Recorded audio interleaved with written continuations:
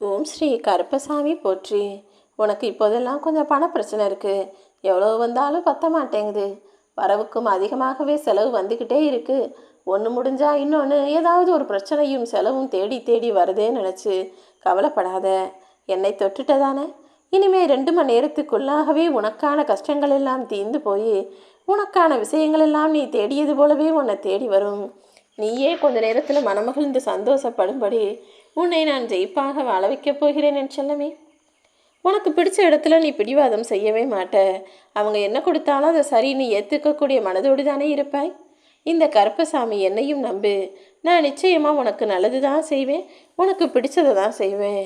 உன் வாழ்க்கையில் ஒவ்வொரு விஷயங்களையும் பார்த்து பார்த்து செஞ்சுக்கிட்டு இருக்க என்ன நீ சந்தேகப்படவோ அல்லது உன் வாழ்க்கையை நினச்சி கவலைப்படவோ வேண்டாம். உன் வாழ்க்கையின் ஒவ்வொரு நிராகரிப்பும் நீ யார் என்பதை மற்றவர்களிடமும் காட்டும். அதே போல உனக்கான இடம் எது என்பதையும் உனக்கு புரிய வைக்கும் என் தங்கமே. யாரோ உன்னை நிராகரித்தார்கள்னா அந்த நிராகரிப்பின் மூலமாக உன் வாழ்க்கையை நீ வாழ்ந்து ஜெயிப்பதற்கு உனக்கு நான் உத்வேகத்தை கொடுக்குறேங்கிறத புரிஞ்சுக்கோ. இங்கு பல பிரச்சனைகளுக்கு தீர்வு இருக்குது. என்ன ஒன்று, யார் விஷயத்துலையும் யார் பிரச்சனையிலையும் தலையிடாம நீ பாட்டுக்கு நீ உண்டு உன் வேலை உண்டுன்னு உன்னுடைய வாழ்க்கையை மட்டும் பார்க்கணும். அதை விட்டுட்டு அடுத்தவங்களை கண்மூடித்தனமாக நம்பிக்கை வைக்கிறதோ அடுத்தவர்கள் மீது அன்பு வைப்பதோ உன் வாழ்க்கையை நிலைகுலைய செய்துவிடும் என் செல்லமே. அடுத்தவன் வீட்டில் என்ன நடக்குது, அடுத்தவங்க வாழ்க்கையில் என்ன நடக்குதுன்னு பார்க்காம யார் மீது முழு நம்பிக்கை வச்சு ஏமாந்து போகாமல் உன் வாழ்க்கையில் நீ செய்ய வேண்டிய விஷயங்களை மட்டும் செய்து போய்கிட்டே இரு. சில விஷயங்களை புரிந்து கொள்ளவில்லை என்றாலும் பரவாயில்ல, ஆனால் தவறாக மட்டும் புரிஞ்சுக்கிட்டு தப்பான வாழ்க்கையை வாழ்ந்திடாதே என் தங்கமே. கருவறைக்குள்ளே வெளியே வந்த பிறகு மீண்டும் தாயின் கருவறைக்குள்ளே உள்ளே போகவே முடியாது. அதே போல கல்லறைக்குள் உள்ளே சென்று விட்டால் மீண்டும் வெளியே வரவே முடியாது. இந்த கருவறைக்கும் கல்லறைக்கும் இடைப்பட்ட வாழ்க்கை தானே இந்த தூரம். அதாவது இந்த குறைகிய தூரத்துக்குள்ளே தான் உன் வாழ்க்கை இருக்குது. அதிகபட்சம் நீ 100 ஆயுள் தான் வாழ முடியும். அப்படி குறைவாக வாழக்கூடிய இந்த ஆயுட்காலத்திலாவது யார் மனசையும் காயப்படுத்தாமல் யார் மனசிலும் வலியையும் வேதனைகளையும் உண்டாக்காமல் உன்னுடைய கனவுகளை நினைவாக்குவதற்கான வேலைகளை செய். கிடைக்காததை துரத்துவதும் கிடைத்ததை மதிக்காததும் தான் மனித வாழ்க்கையா இருக்கு. அதை விட்டுட்டு உனக்கு என்ன கிடைச்சிருக்கோ அதை உயர்வாக நினைக்க பழகு. எது கிடைக்கலையோ அதுவும் நாளைக்கு நிச்சயமாக கிடைக்கும் என்ற நம்பிக்கையோட எதிர்பார்த்து உனக்கான காரியங்களை செய்து கொண்டே இரு. யாராவது உன் தவறை உணர மறுக்கிறார்கள், உன் தவறை திருத்திக் கொள்ள உனக்கு அவகாசம் கொடுக்கவில்லை என்றால் நீ அவர்களை விட்டு விலகுவதில் தவறேதும் இல்லைதானே.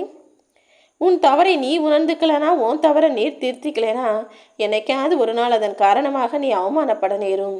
எப்போதுமே எந்த விஷயம் நீ தவறா செய்றியேன்னு உனக்கு தெரிய வருதோ அப்போதே அதை திருத்துவதற்கான முயற்சிகளை செய்துவிடேன் செல்லமே. உனக்கு எது தேவையோ அதை நோக்கி எப்போதும் உன் கவனம் இருக்கட்டும். எது தேவையில்லையோ அந்த விஷயத்தின் பக்கம் நீ தலை திருப்பக்கூட வேண்டாம். உன் வாழ்க்கையில் நீ என்ன செய்யணும் எது செய்யணுன்றதுல மட்டும் கவனமாக இருந்துகொள். ஏற்ற இறக்கமும் மேடு பள்ளமும் எல்லார் வாழ்க்கையிலையும் இருக்கத்தான் செய்யும். அதற்கேற்றார் போல வாழ்க்கையை வாழ கற்றுக்கொள்வது தானே அனுபவம். உனக்கு அடுத்தவங்க கொடுக்குற முக்கியத்துவம் குறையும் போது முற்றிலும் நீயாகவே விலகிவிடுவது தான் உனக்கு மரியாதை.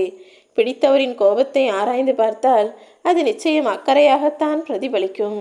உன் மேலே யாராவது உரிமையாக கோவப்பட்டு நீ இது தவறு செய்கிற, இதை மாற்றிக்கோ திருத்திக்கோன்னு சொல்கிறாங்கன்னா அவர்கள் அக்கறையால் சொல்கிறாங்களான்றதை யோசித்து புரிஞ்சுக்கிட்டு அந்த தவறை திருத்திக்க முயற்சி செய். அவரவர்களின் கற்பனைகளுக்கு ஏற்றார் போலதான் அவரவர் அடுத்தவரின் குணம் இதுதான்றதை தீர்மானிக்கிறாங்க. நீ யார் என்பது உனக்கு தெரியும் தானே. அடுத்தவர் உன்னை பற்றி 1000 விஷயங்களை கற்பனை செஞ்சு சொல்லலாம். அதற்கெல்லாம் நீ முக்கியத்துவம் கொடுக்க வேணாம். மனிதன் என்பவன் அளவுக்கு மீறி அடுத்தவர்கள் மீது நேசிக்கும் போதும் சரி, அடுத்தவர் மீது பாசம் வச்சு நம்பிக்கை வைக்கும் போதும் சரி, அந்த நேரத்தில் குருடனாக மாறிப்போய் தவறு செஞ்சிடுவான். அதே போல் தேவைக்கு அதிகமாக ஒருவரை நேசிக்கும் போதும் தேவைக்கு அதிகமாக ஒருவரை வெறுக்கும் போதும் கூட குருடனாக மாறிப்போய் விடுவான் என் செல்லமே. அதனால தான் யார் மீதும் அதிக அன்போ பாசமோ நம்பிக்கையோ வைக்காதன்னு நான் சொல்லிக்கிட்டே இருக்கேன். ஏன்னா ஒருத்தரை அளவுக்கு மீறி நீ நேசிச்சினா அவங்க தவறு செஞ்சாலும் அந்த குறைகள் உனக்கு புரியாது. அதே நேரத்தில் ஒருத்தரை நீ ரொம்ப வெறுத்தினா அவங்க நல்ல விஷயங்கள் செஞ்சாலும் நீ அதை பாராட்ட மாட்ட. அப்படிப்பட்ட ஆளாக நீ இருக்கக்கூடாது. நல்லது செஞ்சால் அதை பாராட்டு, அவங்களுக்கு கை கொடுத்து அதை வரவேற்க செய். அதே நேரத்தில் உனக்கு நெருக்கமானவங்க தவறை செஞ்சாலும் அதை சரி செய்து திருத்திக்கொள்ள அவர்களை எடுத்து காட்டு என் செல்லமே. அவர்கள் தவறை சுட்டி காட்டி அதை அவர்கள் திருத்திக் கொள்வதற்கு ஒரு வாய்ப்பு கொடு.